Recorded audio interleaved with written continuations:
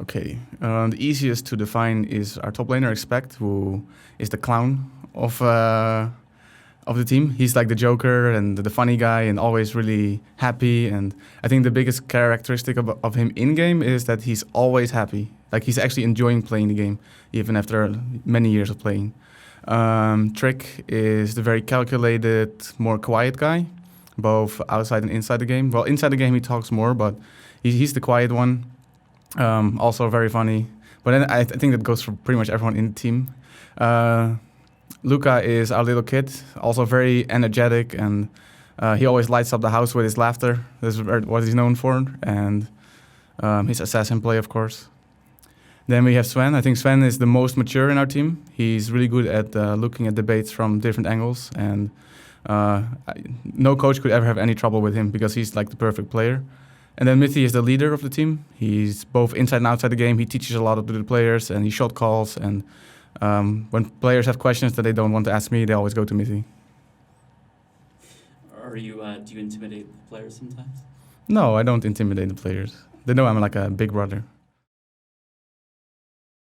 My time as a player influenced my way of coaching a lot because the first thing you look at when you become a coach, like what did I miss in my own career and what kind of coach did I want to have?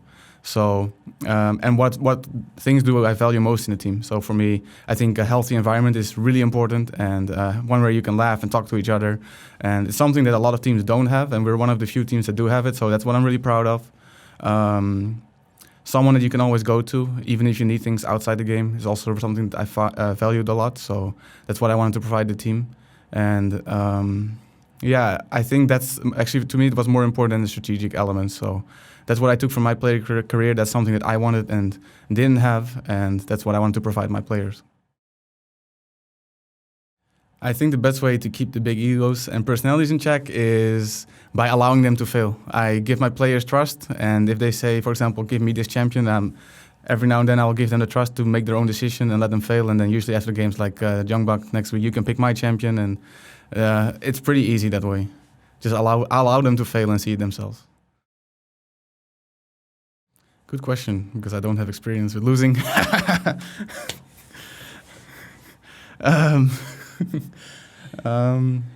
Actually, sometimes we lose a lot of scrims, and then we just, or like something blows up that has been that people have been holding back, and then we just have a team talk. We all sit and we face each other and we discuss our problems in the most healthy possible way at the time. Like a lot of emotions come out, but it's always really good. And we have a really mature team, and everyone can they can flame each other, even though they're usually very constructive in their feedback. And so usually when that conversation is over, like the air is cleared, and then we can just go on to the next game. I think Europe as a region is contesting for top 3 right now. Korea is obviously leading, and Flash Wolves is definitely contesting for being the second best team outside Korea, the best team outside Korea. So hopefully we are in their footsteps right now and gonna catch up to them. So I would say Europe is the 3rd best region. However, as a region completely, I think we're better than the LMS, but Flash Wolves is just a little bit higher than us. I think it's really great to be on a winning team for a change. The only downside is that we cannot exceed expectations that much because everyone thinks we're going to be first. And, you know, like the first split, I got a pat on the back. Hey, you guys went from challenger to first place. And then the second split you win, it's just like, okay, you can go home and we can do it again next split. It's not like people think that you've like achieved something big. It's just, it's expected from us now. That's a really big change, I think, in the mentality.